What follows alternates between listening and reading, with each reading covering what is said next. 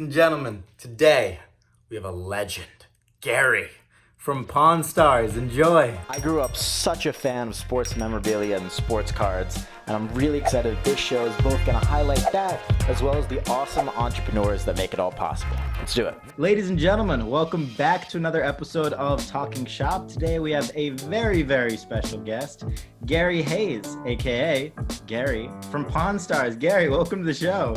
Oh, thank you so much, Buster. It's a pleasure to be here, so I can share some stuff with your listeners. Yeah, I'm sure everybody at home is super excited too. So my first question here is, when did you first get introduced to Pokemon? When did you first find out about the Pokeverse? Okay, well, the first thing, was actually a business project. There was no English cards back then. This is like 1998. And Media Factory in Japan, we worked out a deal to get a bunch of promo cards over to the United States and then grade them at PSA. It was the first Pokemon PSA ever graded. And in fact, if you ever see those old cards, the old CD promos and the, binder set, and you see, serial number that starts with 00, that's me. That's the ones that I did back then. And then we sold them on the Home Shopping Network here in the States. So Shop at Home, and they did real well. But the Japanese leadership, kind of likes to keep the business within Japan, and they're a little more secretive and a little more private. And so we got through with that and was very successful, but then it pretty much ended there, maybe because of the success. They saw the potential, and because they did want to sprout outside of Japan, but they didn't want anybody else to make too much money. So That's funny.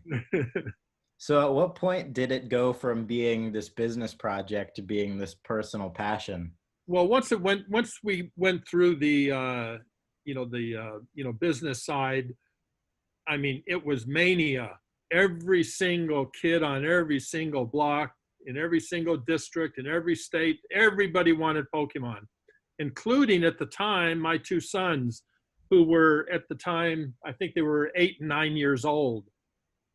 Yeah, they were born in 91 and 92. So they were like 7 and 8 years old, something like that. And so they got heavily into Pokemon like everybody else did. And I had a little bit of an in with Wizards of the Coast back then, that was located in Renton, Washington.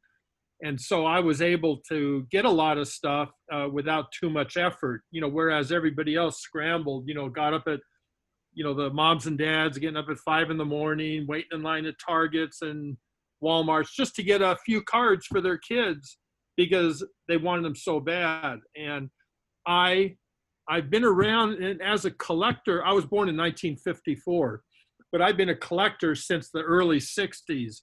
And I've been through all the collectibles, all the sports and the non-sports cards and the toys. I mean, just everything.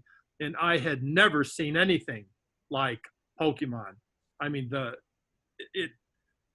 you could multiply all the others by 10, and that's what that was like, with Pokemon. And so they were into it, and I was kind of an on hand, especially being a collector. I taught them how to collect them and how to keep binders, and knowing through my sports stuff, knowing how important condition was, taught them that. And it was a real bonding thing with my boys, who now they're 27 and 28, I think. And, of course, they'll be watching this, and some of their best memories were those days, that we did that together. And so that's when it went from a business thing to a love. And it was really through their eyes that I started that. But then, like I've said many times before, a few years later, they found girls.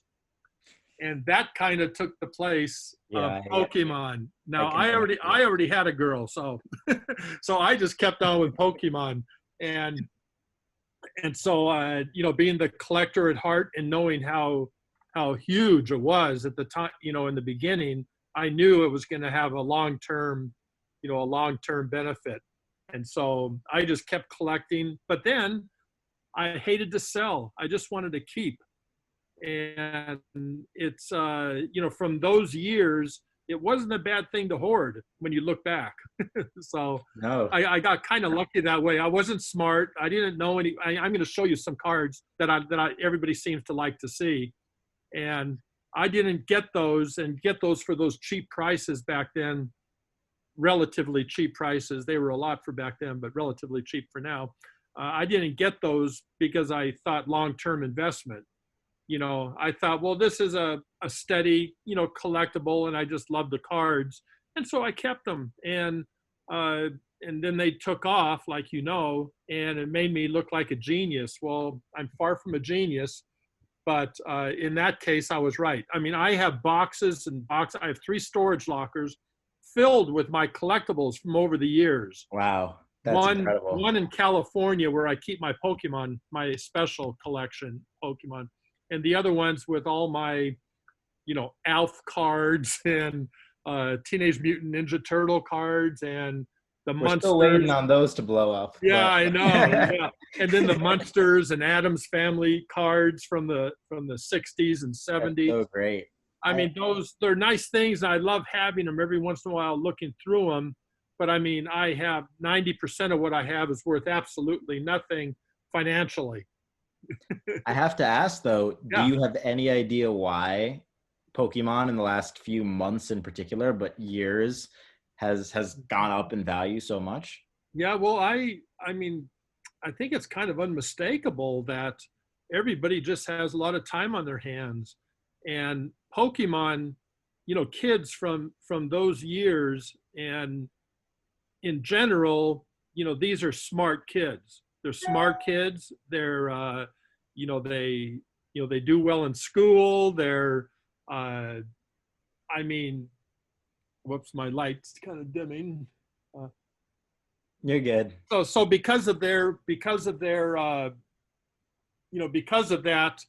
I think, and now with the virus thing, they have time at home. They've already built up a little bit of a bankroll. They love the cards. They've loved the cards through the years, like all of us have. And, so I think it's mainly because we have time on our hands, and a lot of Pokemon people have a little bit of expendable, money to spend, to buy back these memories with.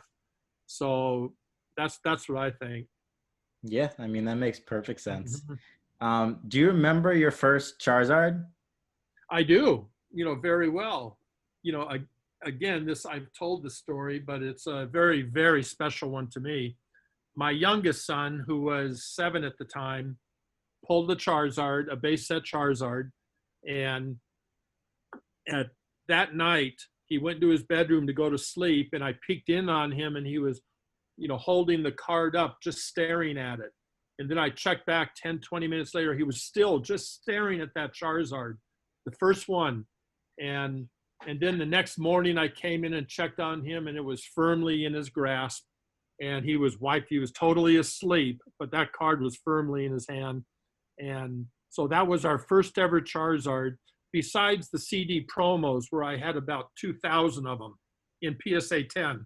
Those are the ones we sold on the Home Shopping Network. But the one that was really, the one that means something is the first English one, and it was that one that he pulled. That's an incredible story. That it's all, I'll tell you, no matter what happens from here on out, that one vision makes it all worth it to me. Well, I love hearing that. I want to ask, so you appeared on season 14 of Pawn Stars. Yes. What was that experience like? Did you reach out to them? Did they reach out to you? How did that happen? Now, I live in the Las Vegas Valley, and I did then also. That's, I believe, October of 2016. And then it aired in February of 2017. So it was about a 6-month gap there. So I knew the guy, Rick Harrison, who actually runs the shop now that his father's passed on. He is, in our neighborhood. So, oh, wow. Yeah. So now his producer contacted me and said they wanted to do something Pokemon related, and would I be up to putting something together? And so I said sure. And so it was set up. The actual place we filmed. Now some of this is going to be going to be a bit, discouraging. Yeah. But then some isn't. I'll tell you straight off, the negotiation was 100% real. His expert coming in, to estimate the value, and he wasn't too far off. But if he had said, okay, I'll pay your price, he would own them right now. And here's some of them that were on that show. We'll show them. He should have done it. He should have done it. Should have done it, because now that's worth probably 5 times more. And he knows that. We've seen each other since. He knows that. Wow. But the setup to have me on there was a setup, was to get me there, to bring some stuff. We didn't discuss it. I didn't discuss any of it with him or with Chumley. So that, once I got there, it was real. But getting there, they recruited me, to go. And so, so that's actually how, and also they filmed it, not in the front of the store. Any of you guys out there that have been to the Gold and Silver Pawn Shop, I was there with a Yu-Gi-Oh guy the other day down from Utah. The main store that you walk into, that's not actually where we filmed. In the back of the building, they have a mock-up of that same setup in the front. Wow. With things up in the showcases. And then they got people from the pawn shop. There's always a line to get in. They recruited, a few pretty girls. And actually one of my sons was there, one of my friends, my wife, and other people. They recruited, said, you want to watch the show? Just look like you're shopping around the store. And so, so even that was a studio setup, but in the same building as the pawn shop. But once the cameras went on, that was 100% real, to their credit. Now, I wasn't going to sell. I priced them 100,000 higher than they were probably worth, and certainly he wouldn't pay that. He wants to pay about half. But yeah, that's the truth of how all that, worked. A lot of people are, send me messages asking about that. Was that real? Is that all fake? And it's, the negotiation is not. I love that. Well, that part's great to hear. And yeah. I mean, I expected that there was a separate studio. Yeah. Now, what was the reaction when that came out? Did a lot of people start contacting you, and do you think that the value of the cards went up because of your appearance there? Wow, what a terrific question. I'm gonna tell you what a difference that made. I've been, selling, starting on Yahoo auctions in Yahoo USA. It's not around anymore, but back then it was big. I was like 2,000-3,000 rated on it, so it shows you it was a pretty big site. Yeah. I've been selling, from Yahoo auctions and eBay for all those years before, maybe for 17 years. So I had a lot of customers. A lot of people already knew me. Through the hard times, Eddie Brenneschultz, E. Birdman, and myself kept the hobby alive through some of those, some of the early 2000s and that. And the people always appreciate it. We brought PSA into the mix and kind of saved the hobby. Well, I ended up with a lot of customers and a lot of friends through that. So they already knew me. And so that many years later, 2016, when they saw me on TV, suddenly they started digging out their old binders when they were kids. Remember, this is 15 years later almost. And then I started getting messages. And then, suddenly Pokemon on eBay, you would type in, and instead of 100,000, 100,000 views, there were 500,000. I mean, it definitely made a big difference. And this was just after when Pokemon Go started, and, which of course was big for the hobby. And so I mean, I can't tell you, every day I was coming home to 100 messages from people asking about it and wanting to get their bind and wanting to sell their binders, saying this stuff was worth, very little, I'd like to sell. So, knowing me, of course, I bought, whatever I could, for reasonable prices. I've always believed you buy at market, you sell at market. So, even though some people think I charge too much, I keep it lower market. It's because I think that's what's good for the hobby. Buy at market, sell at market, it keeps the hobby healthy. And so anyway, I gave fair prices, bought a whole lot of stuff back. But a lot of that was thanks to the appearance on Pawn Stars. And just to tell you one thing real fast, that is the second most viewed segment in the history of Pawn Stars. That's incredible. Now, there's been about 2,000 segments filmed. The Pokemon segment with me is the number 2 all time, and it just keeps climbing. Wow. So that's pretty impressive, huh? That's amazing. I wanna get into obviously a bunch more of the cards that you have, but sure. For some of the new collectors like myself, what would your best advice be for those people? Well, as far as I always say enjoyment. Just totally enjoy it and hope you get lucky like I did. We don't know. We don't know. I always make that a point because people think I'm an expert, and maybe I have a lot of knowledge about it, but nothing about the future. I've always felt a hobby is safe as long as they keep putting out product. It's safe for maybe another decade or two, because today's 7-year-olds, just like my boys in 1999, 7-year-olds, they're going to be growing up. They're going to be, buying back their memories. So I always say about 15, 20 years after the last set is produced, the hobby is safe as can be. And I totally believe that.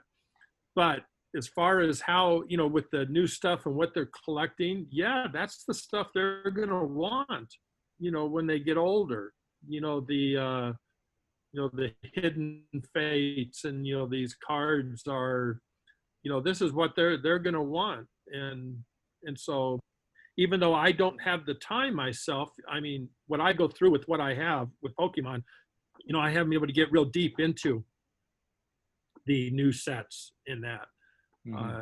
Not like, maybe, I have a friend, David Person, who likes to collect all the new set, every single new English card that comes out, and he wants to collect those. And it's just because he's a completionist. He wants to have all the English cards, period. I'm not like that. I like what I like, and that's what I kind of stockpile or whatever. You have great taste. Yeah, as it turns out, I wish I could take credit, Buster, but I really I stress that I'm not deserving of a lot of the credit I get. It's just a matter of luck.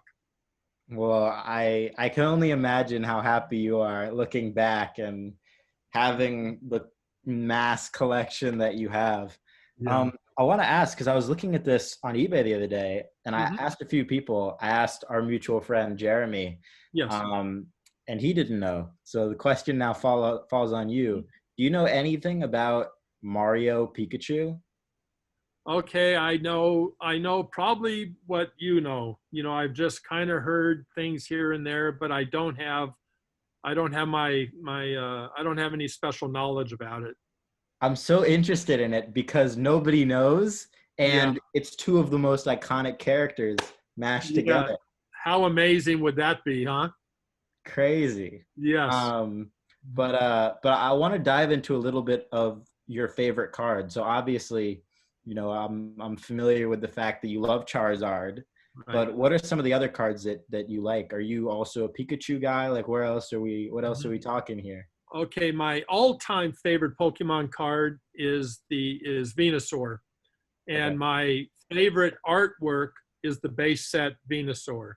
Wow. I mean, that is just the craziest. I just totally love the look of that, chunky face. You get this. That chunky face just makes you want to, grab him and shake his head, makes you want to climb on top of him. And I just love the base set Venusaur. My second favorite is, at least second favorite card is probably the Birthday Pikachu by Himeno, by the girl. She's terrific. and she's the second most prolific Pokemon artist. So yeah, so that kind of tells you something. She's terrific, and her birthday Pikachu is so iconic. The first thing that pops into my head when I hear Pokemon is that birthday Pikachu, is the square hollow birthday Pikachu, and so that's probably my second favorite card.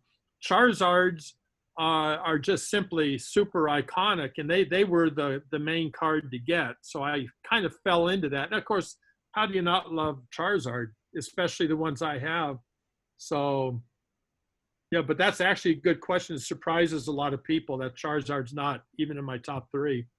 Wow. I like Dragonite also. Dragonite's super cool. Yeah. Do you think, though, that Pikachu and I know you can't predict the future. I'm not asking you to. That's okay. But do you think Pikachu is the safest bet when it comes to Pokemon? I would say so. Because, like I said, the first thing that pops into my head is the Happy Birthday Pikachu. And I would say if you asked 100 people, the vast majority would think of some Pikachu card. Whether it's the high-end ones like the Pokemon Illustrator or the Trophy 1-2-3s, or I mean, they all got Pikachu on it, and so yeah, I would say he's the Mickey Mouse of Pokemon for sure. The Mickey Mouse. I love that. I always now I don't know if it's he. I should say I don't know if it's a he. And I know my friend David, he feels the same way. He kind of thinks it's gender neutral or something. But wow. Anyway. I didn't know that was a big deal in the Pokeverse. Yeah. Right. Wouldn't we have to ask the company or the artist? Probably, maybe the artist. Maybe the artist. Do any Pokemon have genders? Or are they all neutral? I mean, it's hard to think of a Charizard as being, feminine. Yeah. I don't know. Maybe I bet we could write a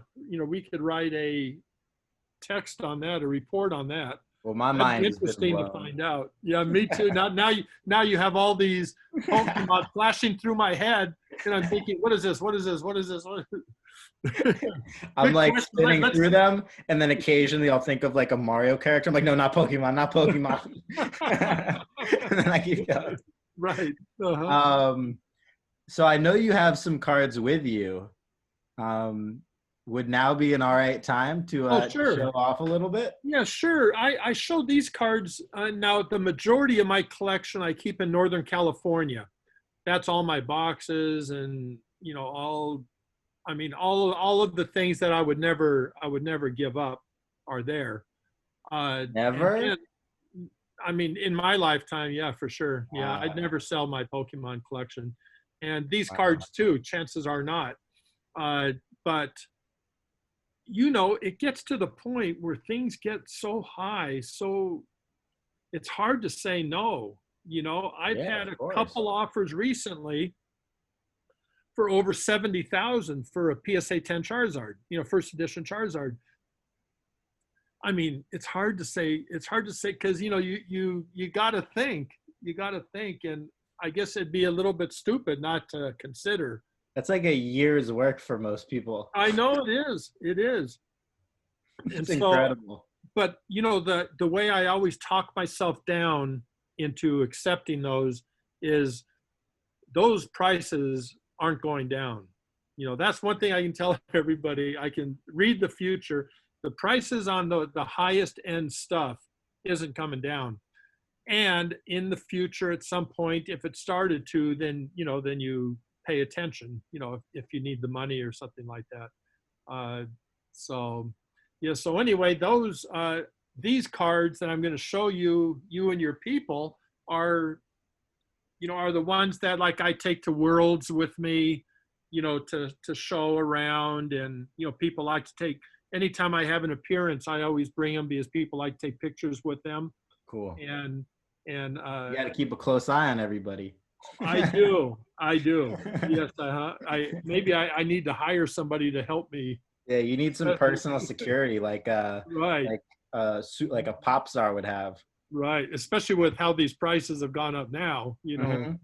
I mean, you figure what I'm going to A show walk in you. the bank.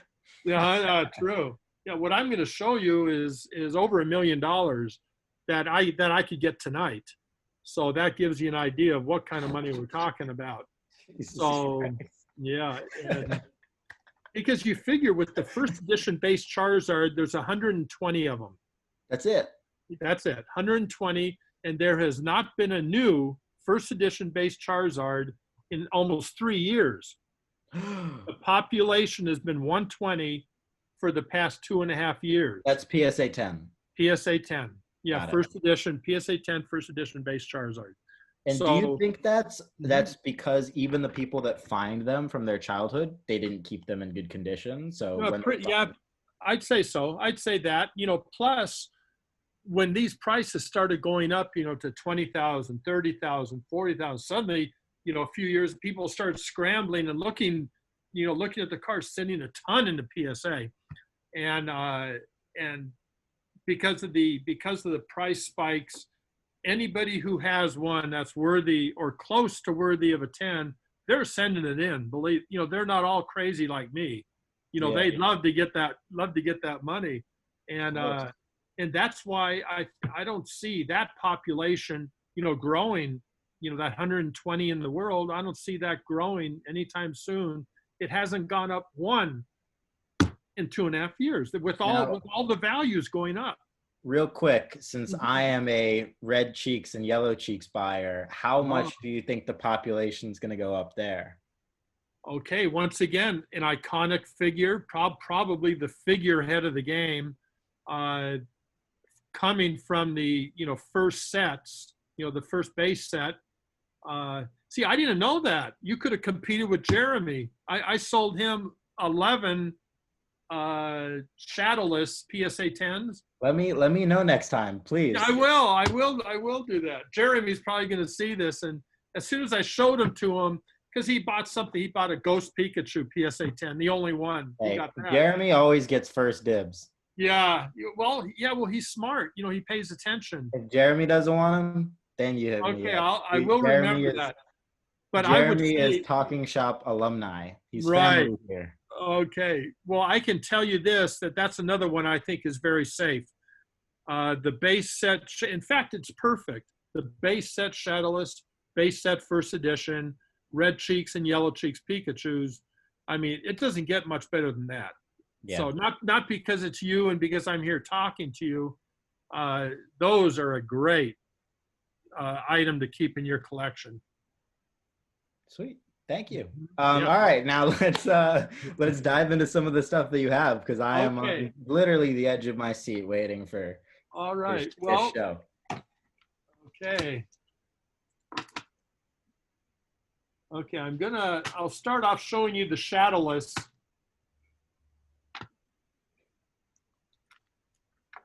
Showing you the Shadowless first edition, the Shadowless Unlimited. Okay, What does Unlimited mean? Well, it's Shadowless. Got it. The Unlimited had the Shadowed and the Shadowless. So these are the Shadowless. And these might be worth, I don't know, maybe somebody's going to laugh at me because I'm not up on the prices. Is it 20,000 each or 30,000 each? Something like that. But these are the Shadowless PSA 10. Just like your Pikachu's doesn't have the shadow, and it's in PSA 10. A little bit different from my Pikachu's, but yeah, but they were together in the same packs, that's for sure. I'll hold my head high on that. Yeah. So anyway, I have 10 of those. I have 10 of the Shadowless Charizards. That's 5, and then this is the most incredible. I feel like I'm looking at the Mona Lisa here. Yeah. This is turns out is pretty special. Yeah. This is crazy. Because a lot of people would like to, and I get a lot of messages. People want to buy one. They think, some will say I'm being selfish, but listen, I love these. If I have 5 kids and you have none, I ain't giving you one.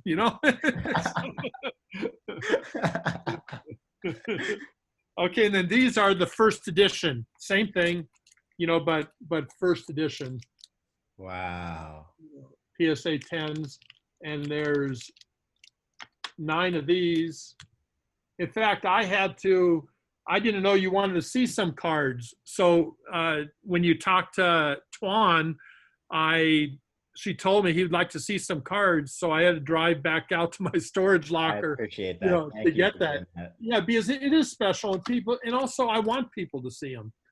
I know people are so secretive and about what they have, and I don't know why. But anyway, this is 9 first edition base Charizard, and then the last one I have a 10, a Beckett's 10 also, and the case is signed by Arita.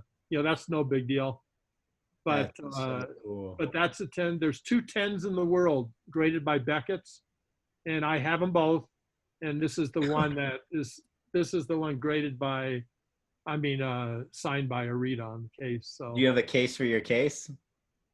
Well, kind of, just a little plastic thing.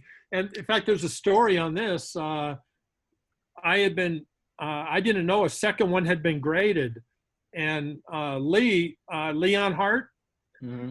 Yeah, Lee called me and said, you know what, there's another one of these out, and the girl lives in Texas. He lives in Texas. I'm in Nevada, and so he said, do you want me to try to get it for you? I said, yeah.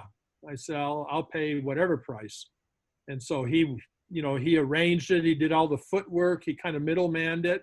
And then I flew out and one morning and set it up. And I promised I wouldn't give the total amount, but it was under 100,000 for it, but not a whole lot.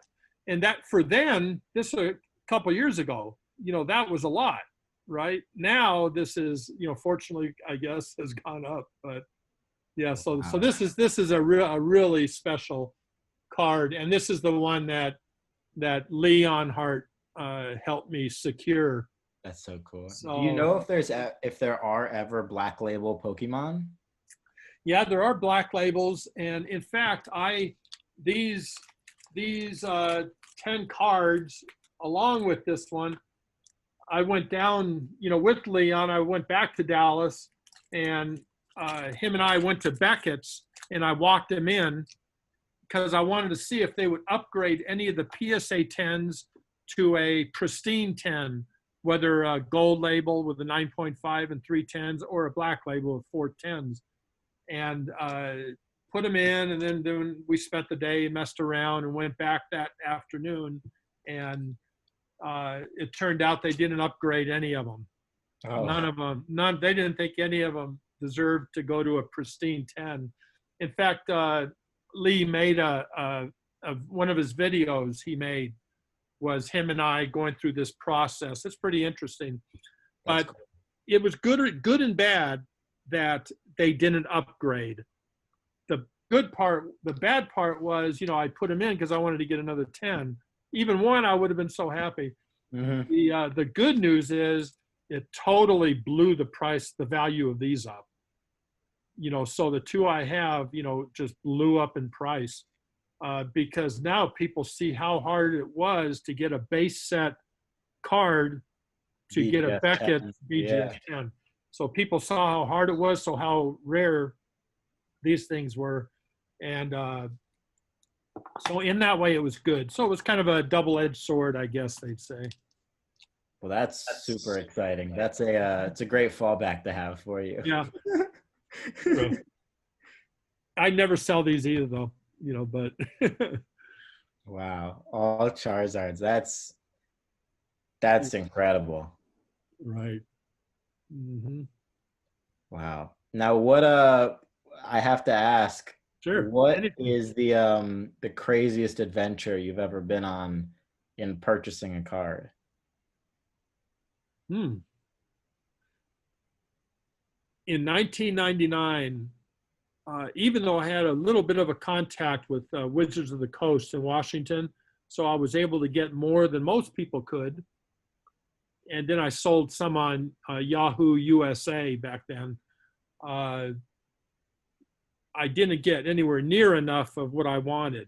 So every single weekend, my wife and boys and I load into the car, and we would take off for 3 days, driving up through Northern California, into Nevada and Utah and Washington and Oregon. We would travel all over, just going by game shops and going by Walmarts and just looking for any Pokemon that we could get our hands on, because there was way, way, way, way more demand than supply. And so I would say those were maybe the best of times and the hardest of times, because it had to get a little boring for the boys and certainly for my wife.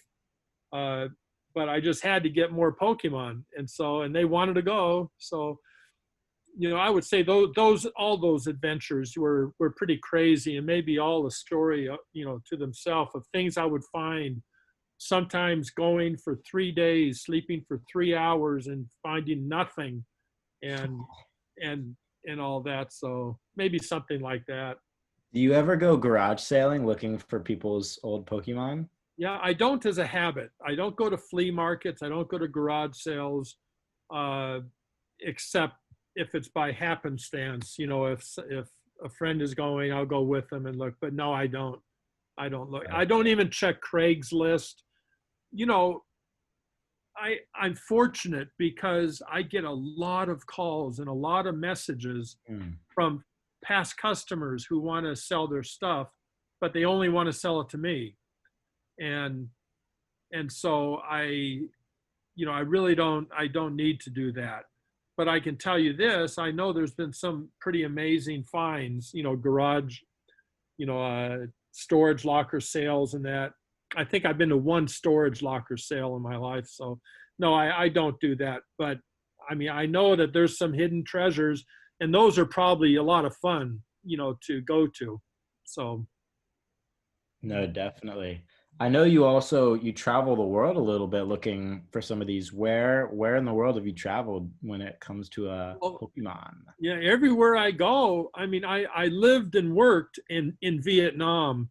And so when I, would leave Vietnam and, stop in different countries, no matter where I was, I would always look for Pokemon. This is over the last 20 years. Spent a little bit of time in Japan, looking for stuff.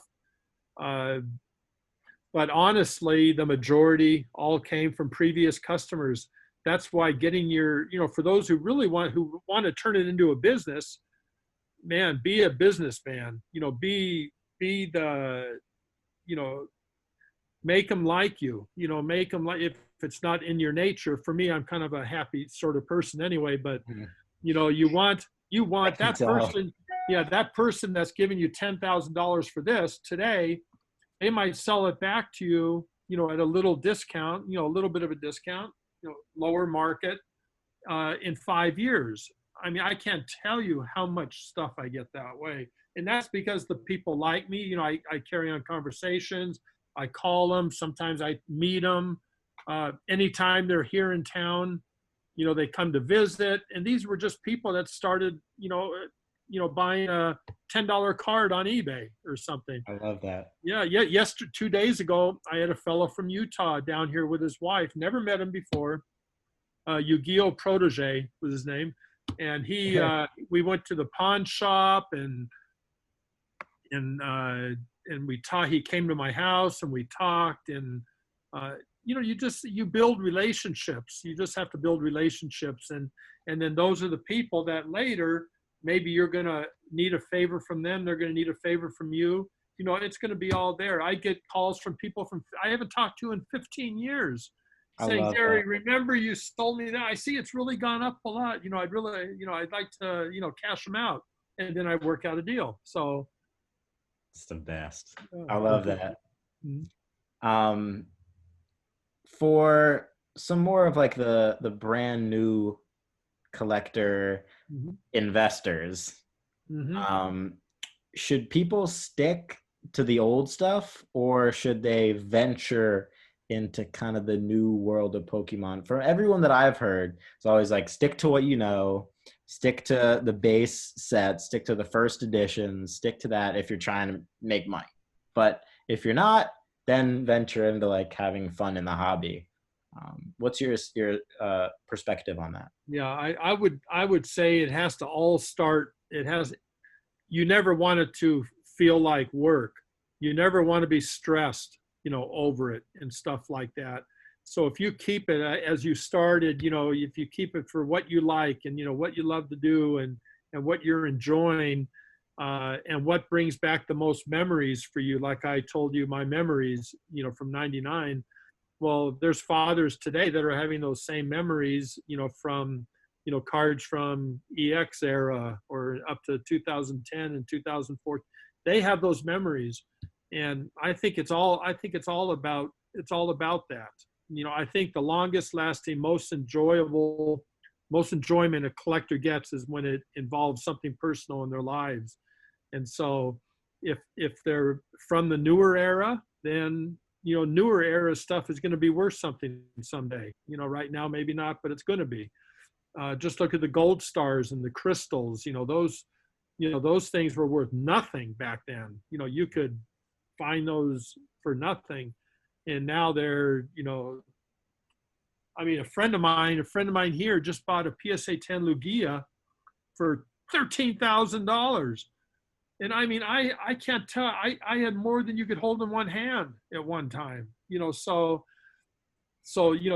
as each era, goes on, people are going to buy back their memories. So I think it's a wonderful collectible.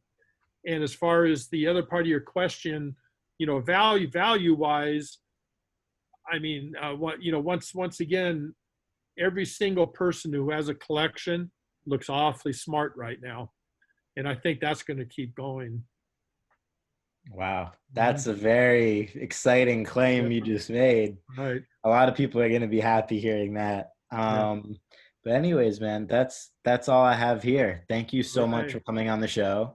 It's been an absolute pleasure talking to you, and I look forward to keep this relationship going. Yeah, well, it sure has, and I appreciate you doing it with me. And I'll tell you what, let's get together and do another one a year from now and see how we did with our guests and see what's happened to the market. And we can remember a lot of what's happened with what we talked about today and see how we did.